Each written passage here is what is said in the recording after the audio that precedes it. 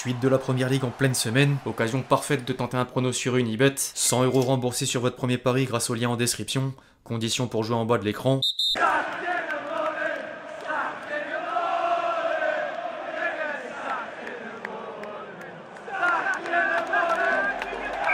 L'équipe, j'espère que vous allez bien. Aujourd'hui, nouveau 5. Au programme du jour, évidemment, un bilan du week-end dans les 5 championnats majeurs, dont la 13e journée de Ligue 1, les dernières informations autour du mercato parisien, la rumeur Mo Salah au premier plan, une transition vers le cas Luis Enrique, en plein conflit avec une partie du vestiaire, avant de conclure en images par la compile de buts traditionnelle. Plus de détails comme d'habitude dans le reste de cette vidéo. Les amis, avant d'entrer dans le vif du sujet, je vous demande un service, celui, comme toujours, de lâcher votre plus beau like, gratuit, rapide et toujours important pour le référencement. Merci à tous ceux qui le font. Je prends également 2 petites secondes de votre temps pour vous conseiller d'aller chez le partenaire de la chaîne, Enebar, le fameux marchand de jeux avec plus de 20 000 produits numériques, dont un large panel de jeux, des cartes de jeu, des cartes cadeaux et des recharges mobiles avec des offres exclusives de façon régulière. En parlant d'offres exclusives de façon régulière, les fêtes de fin d'année approchent et même si le Black Friday est terminé, vous avez encore un tas d'offres qui tombent chaque week-end. Si jamais vous faites vos cadeaux de Noël ou autres, c'est le moment d'en profiter.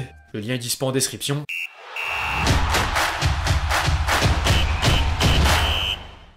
Un match entre concurrents directs sonne toujours comme un tournant en fin de saison. Dimanche, Marseille accueillait Monaco avant de sortir grand gagnant du week-end dans le haut du classement de la Ligue 1. Menés sur le plus petit des scores à la pause, les Marseillais sont parvenus à renverser les Monégasques en seconde période grâce au pénalty de Greenwood à la 89e minute. L'OM reprend la 2e place en plus de réduire l'écart sur Paris suite à la contre-performance des Parisiens tenus en échec par Nantes à domicile. Le PSG a d'ailleurs réalisé un triste record. Jamais une équipe n'avait fini avec 84,1% de possession de balle ni tenté plus de 1000 passes dans un match du championnat de France. L'inefficacité continue de peser sur les hommes de Luis Enrique. Paris aura néanmoins comme lot de consolation de garder un autre poursuivant à distance. Le lendemain, Lille s'est fait surprendre par Montpellier dans le temps additionnel et manquait une occasion de revenir sur le podium. En parallèle, certains perdants de la précédente journée auront trouvé les ressources nécessaires pour relever la tête. Lens est allé chercher les 3 points sur la pelouse de Reims. Lyon s'est offert Nice dans un match que les Niçois jugent plombé par l'arbitrage. Et Rennes a infligé une manita à Saint-Etienne après 3 défaites consécutives. De quoi justifier la domination rennaise dans le 11 type de l'équipe, dans la nomination de Kalimundo, triple buteur. Au passage, un mot sur la Coupe de France. Hier était organisé le tirage au sort des 32e de finale de la compétition et l'entrée en liste des clubs de l'élite donne déjà 2 chocs. Saint-Etienne-Marseille et Lens-PSG. J'ai trop la haine en tant que supporter lensois. Au rayon des petits poussés, sinon l'Union Saint-Jean, pensionnaire de R1, 6e division, affrontera Monaco. Rendez-vous le 21 décembre prochain. En dehors du pays, désormais, 2 des 4 autres championnats majeurs font durer le suspense. En Serie A, la course au titre est toujours autant indécise, même si l'Atalanta et Naples commencent à décrocher le quatuor Juventus, Lazio, Fiorentina, Inter. Hier, l'ADA a pris le meilleur sur la Roma au bout d'un 13e match consécutif sans défaite, toute compétition confondue, et mettait la pression sur les Napolitains au terme d'une 14e journée du championnat d'Italie pleine de frayeur, après le malaise cardiaque d'Eduardo Bové. Heureusement, il va mieux. Schéma similaire dans les hauts tableaux de la Liga suite au 3e revers de rang du Barça. Les Blaugrana sont tombés devant Las Palmas et laissent les 2 rivaux madrilènes rattraper leur retard, jusqu'à permettre au Real Madrid de reprendre les commandes du championnat d'Espagne en cas de victoire dans le match reporté de la 12e journée sur la pelouse de Valence. Les hommes d'Ancelotti viennent en plus de rassurer contre Étafé avec un joli but de Mbappé enfin décisif au lendemain de la défaite du côté de Liverpool. Le Mister faisait d'ailleurs un aveu lourd de sens sur la situation du Kicks en marge du match. Le problème de Mbappé est le problème que nous avons tous. On se cherche pour trouver notre meilleure version. Il peut mieux jouer, mais nous pouvons tous mieux jouer. Je pense que Kylian est plus habitué à jouer à gauche et Vini se rend compte qu'il est aussi très dangereux dans l'axe. Je sais pas ce que je vais faire, mais ils savent très bien qu'ils peuvent interchanger leurs positions. Tout porte à croire que le français jouera encore à gauche dans les prochaines semaines. Les 2 ligues majeures restantes offrent ensuite moins de suspense sans pour autant perdre de l'intérêt. Au contraire, en Bundesliga, le Bayern compte 4 points d'avance sur le dauphin Francfort après avoir fini 2-2 avec Dortmund dans le Der Klassiker.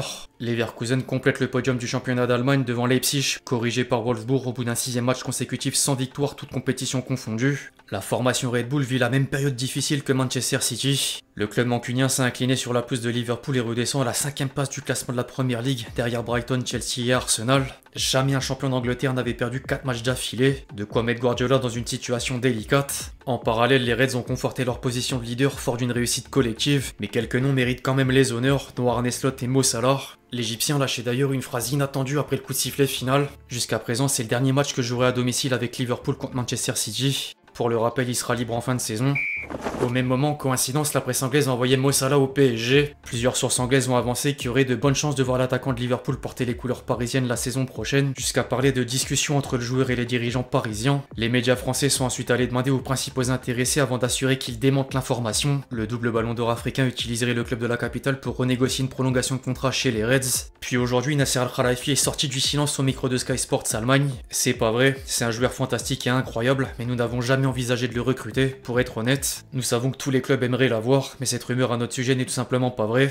En dehors de Mo Salah, d'autres rumeurs sont apparues au cours des derniers jours. Saber Defarge a rapporté que Paris souhaite recruter un ailier cet hiver et un défenseur central en cas de départ dans le secteur. Le Mirror écrit d'une autre part que le PSG est intéressé par la révélation du début de saison en la personne d'Omar Marmouche, dont le prix pourrait avoisiner les 70 millions d'euros. En revanche, la piste la plus chaude est sans doute la moins attendue. Les dirigeants parisiens seraient proches de boucler l'arrivée de Martin Baturina. Le milieu offensif du Dynamo Zagreb a des chances de débarquer en janvier pour un montant autour de 25 millions d'euros, même si le club croate aimerait le conserver jusqu'en fin de saison. Affaire à suivre. Le mercato hivernal sera bientôt un sujet primaire, mais le PSG doit d'abord gérer un autre dossier. Le match nul face à Nantes s'est suivi d'une nouvelle polémique autour de Luis Enrique. L'entraîneur parisien serait lâché par une partie du vestiaire à cause de choix successifs et un discours que certains joueurs remettent en cause. L'équipe reprend d'ailleurs les mots d'un proche du groupe qui dit qu'il est capable de défendre ou consoler un joueur en tête-à-tête, puis le critiquer en conférence de presse. Certaines sources françaises évoquent même le terme de fracture et quelques noms ressortent, dont Dembélé, Barcola, Kolo Muani ou encore Kimpembe. Les Français au centre de l'équation. Le premier ne supporte plus les décisions de Luis Enrique, comme celle d'avoir été remplaçant lors du précédent match. L'entraîneur parisien est quant à lui lassé de voir des séquences dignes d'un joueur inexpérimenté à 27 ans, dont l'expulsion sur la pelouse du Bayern. Le deuxième est de plus en plus frustré par le jeu mis en place par l'ancien sélectionneur de l'Espagne. Le troisième aimerait plus de temps de jeu. Pareil concernant le dernier, dans l'attente de retrouver le groupe après être revenu de blessure un mois en arrière. Le torchon brûle et la situation approche d'un point de non-retour. Luis Enrique assure même en privé qu'il fera le ménage dans l'effectif en temps voulu. Maintenant, tout le monde voudrait connaître la position du PSG. Certains dirigeants auraient de plus en plus de doutes quant à l'entraîneur, mais Nasser Al-Khelaifi maintient une confiance totale. Le président parisien a même soufflé à Marca qu'il faut pas paniquer car il s'agit d'une évolution et pas d'une révolution. Par contre, un autre homme passe sous silence malgré l'interrogation de plusieurs observateurs dont une partie de supporters parisiens. Luis Campos s'est pointé du doigt par rapport à la précédente fenêtre de transfert en dessous des attentes, qu'il place sans surprise comme l'un des responsables de la situation actuelle. Pourtant, le conseiller sportif serait toujours sur le coup d'une prolongation.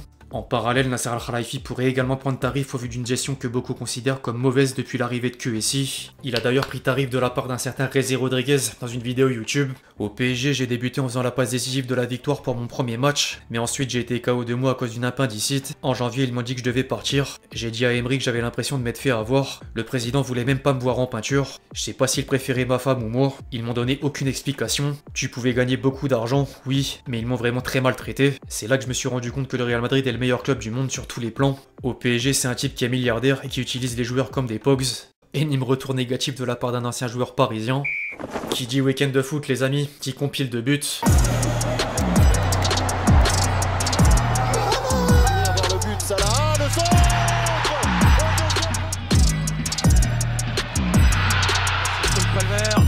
Cole Palmer, voilà! Suffisait de demander! Jordan Verretou l'a repris! Oh, bien joué! Grisou! Ça régale! Magnifique! Total régal, Grisou! Enfin bref, l'équipe, c'est tout pour le 5 du jour. J'espère vraiment qu'il vous a plu. Je compte sur vous si c'est le cas pour lâcher votre meilleur j'aime, comme d'habitude. N'hésitez pas à réagir dans les commentaires sur tous les sujets qu'on a pu traiter aujourd'hui. Puis d'ici là, on se retrouve très vite sur la chaîne pour de nouvelles vidéos. C'était Lexti. Ciao, ciao!